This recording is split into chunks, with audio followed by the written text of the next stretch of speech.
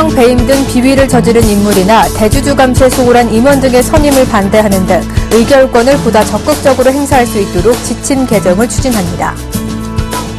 현대그룹 주채권 은행인 산업은행이 자금난에 빠진 현대그룹의 재무구조 개선을 위해 현대증권 등 세계 금융계열사 인수 작업에 본격 착수했습니다. 정부가 2017년까지 중소수출기업을 10만 개로 늘리고 연간 수출 1억 달러 이상의 글로벌 전문기업 400개를 키우기로 했습니다.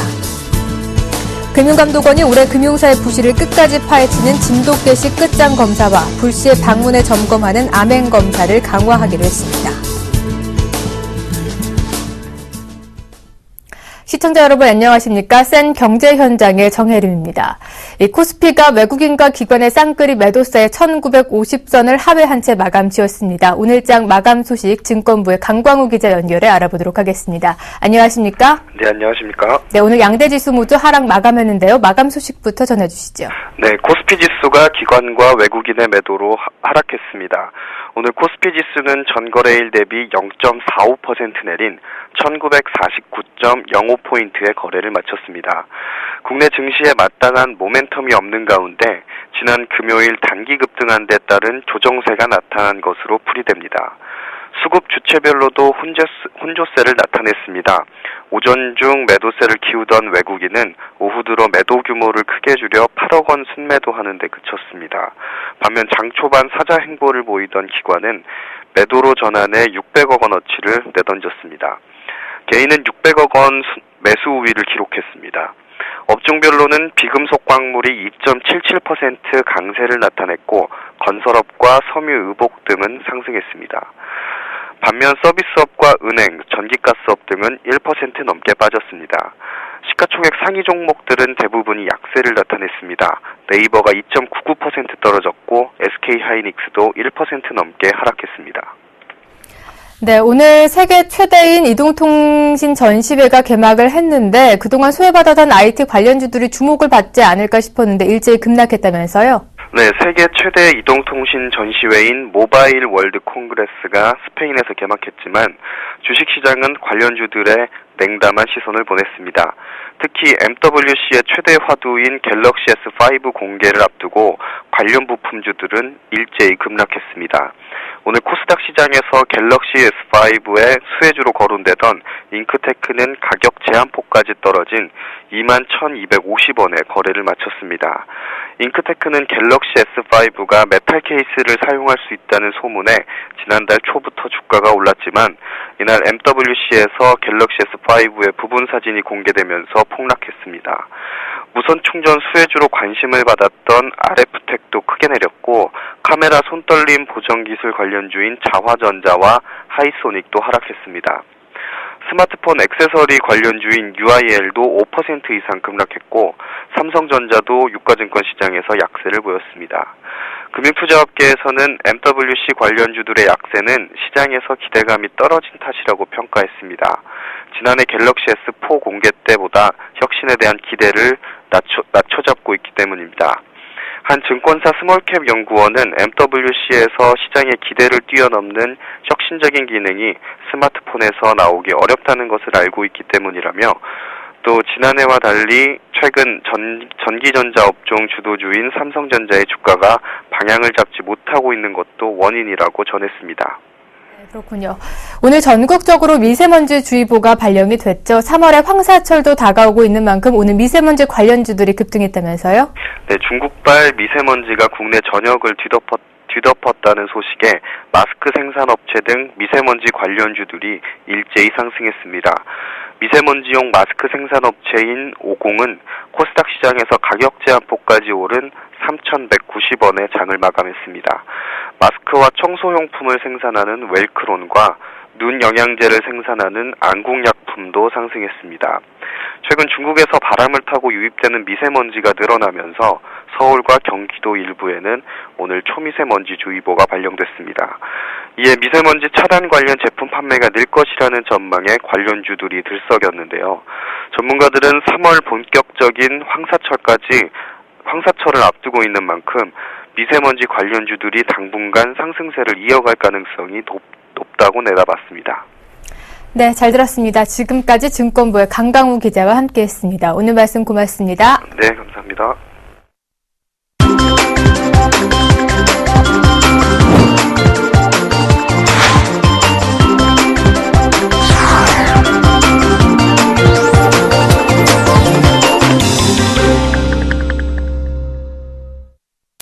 오늘의 주요 뉴스입니다. 국민연금이 횡령, 배임 등 비위를 저지른 인물이나 대주주 감시에 소홀한 임원 등의 선임을 반대하는 등 의결권을 보다 적극적으로 행사할 수 있도록 지침 개정을 추진합니다. 보건복지부와 국민연금공단에 따르면 국민연금 의결권 행사 지침 개정안이 오늘 실무평가위원회를 거쳐 오는 28일 국민연금 기금운용위원회에서 논의될 예정입니다.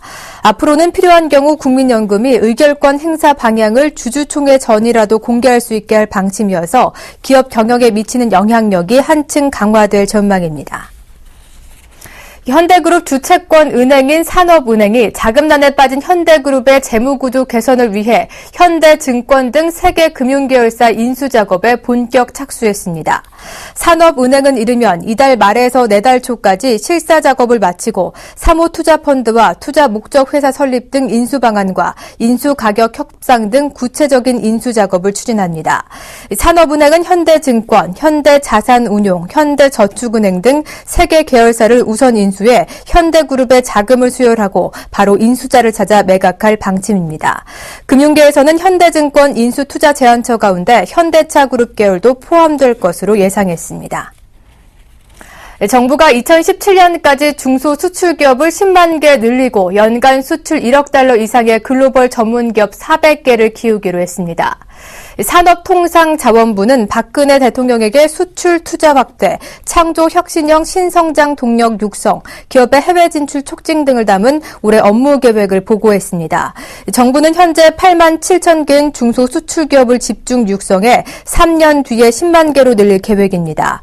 중소 중견 수출기업이 대외 불안 요인을 극복할 수 있도록 수출입은행과 무역보험공사 등을 통해 올해 무역금융 77조 4천억 원을 지원합니다. 이는 작년보다 3조 6천억 원 늘어난 규모입니다. 금융감독원이 올해 금융사의 부실을 끝까지 파헤치는 진돗개식 끝장 검사와 불시에 방문해 점검하는 암행 검사를 강화하기로 했습니다. 이와 함께 해킹, 금융사기 보상보험을 출시하고 금융사 자산 건전성 강화, 기업 구조조정 가속화에 나섭니다. 금융감독원은 올해 업무 계획에 현장 중심 검사에 집중한다고 발표했습니다. 금융 현장에서 각종 법규 및 내부 통제가 준수되는지 불시에 점검하는 암행 검사 제도도 활성화해 사고 재발을 막기로 했습니다. 이에 따라 특별 점검팀이 불시에 현장을 점검하게 될 예정입니다. 민간과 정부가 공동으로 세계 시장을 선도할 역량을 갖춘 고급 기술 인력 창업 지원에 나섭니다. 2조 원 규모의 신규 벤처펀드를 조성하고 투자 제도를 개선해 청년 창업 CEO 10,000명을 육성하는 등 창업 촉진 정책을 대폭 강화합니다.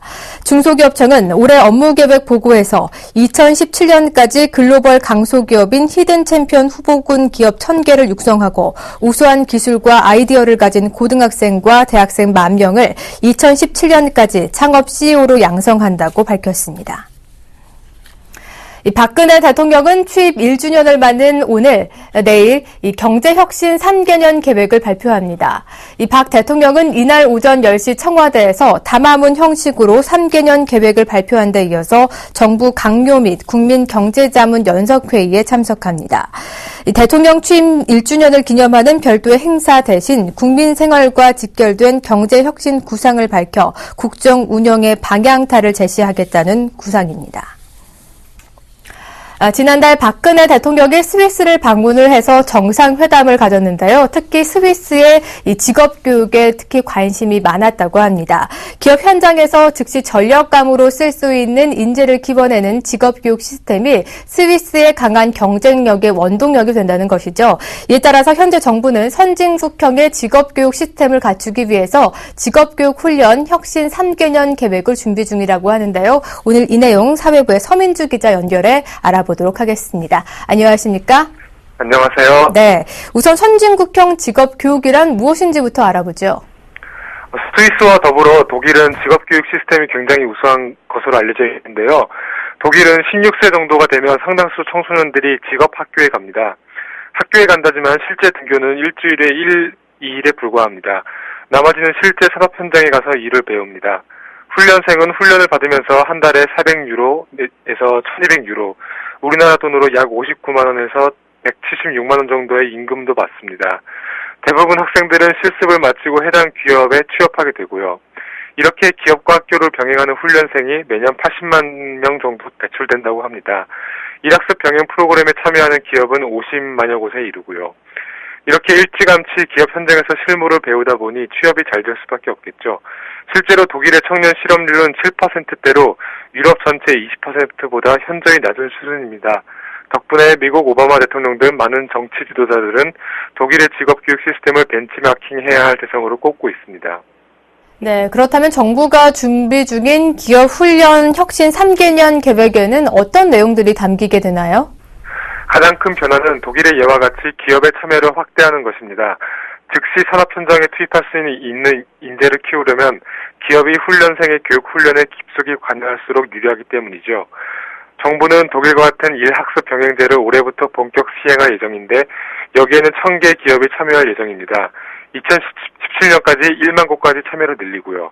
일학습 병행제에 참여하는 학생은 우선 해당 기업과 근로계약을 맺습니다. 그 기업의 근로자가 되는 것이죠. 때문에 학생은 교육을 받으면서 정규직에 준하는 임금도 받을 수 있습니다. 교육은 1, 2일은 학교에서 주로 이론을 배우고 3, 4일은 기업에서 실무를 배우는 방식으로 진행됩니다. 지금도 기업에서 배우는 현장 실습 제도가 운영되고 있지만 2년 과정의 경우 보통 1년 6개월은 학교에서 마지막 6개월만 기업에서 배우는 시기입니다. 이런 방식을 처음부터 기업 주도형으로 바꾸는 것이죠. 국내 대표적인 직업교육대학인 폴리텍 대학교는 올해 17개 학과에 이 같은 일학습 병행제를 도입하기로 했고 앞으로는 다른 전문대와 특성화고 직업훈련기관 등으로 일학습 병행 모델을 확산시킬 예정입니다. 중장년층 실업자 직업훈련도 기업의 참여를 훨씬 늘리는데요. 우선 훈련생과 채용 약정을 맺은 뒤 큰 하자가 없으면 정직원으로 채용하는 방식을 운영하고 훈련 프로그램을 만드는데도 기업이 적극 참여하게 됩니다. 이런 기업 맞춤형 실업자 훈련 혜택을 올해만 9천여 명 정도가 볼 수 있을 것으로 보입니다. 네, 그동안은 졸업을 앞두고 단기간 실무 교육에 했다면 지금부터는 처음부터 기업 주도형의 실무 교육을 한다는 말씀이신데 그렇다면 기업 주도형으로 지역 교육을 혁신해 나갈 때 문제점은 또 없을까요? 기업 주도형 직업교육 훈련 혁신이 안착하기 위해서는 몇 가지 과제가 있습니다. 먼저 정부뿐 아니라 기업과 노동계가 의욕을 갖고 참여해야 하는데요. 아직은 그런 분위기까지는 만들어지지 않은 상태입니다.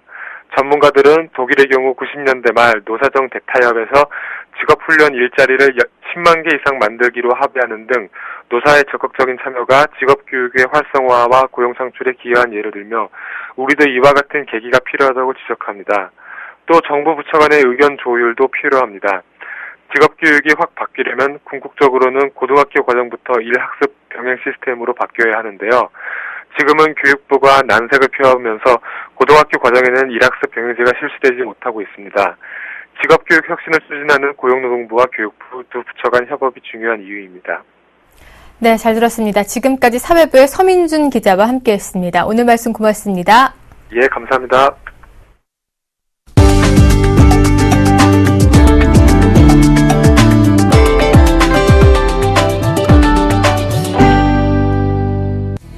삼성전자가 스마트폰에 이어 태블릿 PC와 입는 스마트 기기 등 모바일 삼가 편대로 올해 세계 정보기술 시장을 주도하겠다는 목표를 세웠습니다.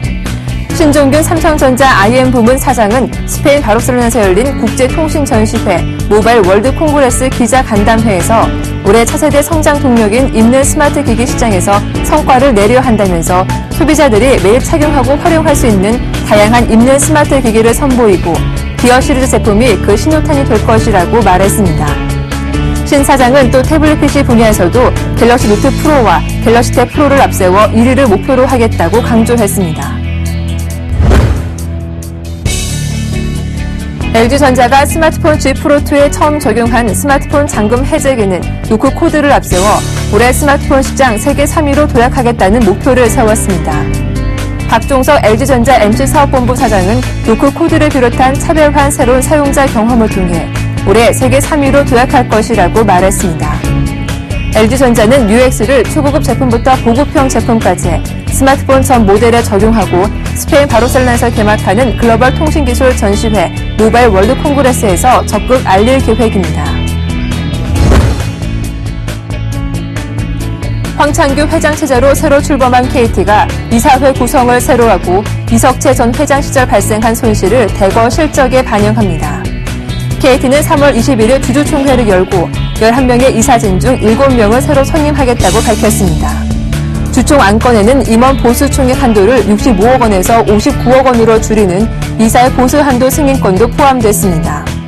업계에서는 황 회장의 과거 경영제 부실과 문제점을 완전히 털어내 새로 출발하겠다는 의지를 담은 것이라고 해석하고 있습니다.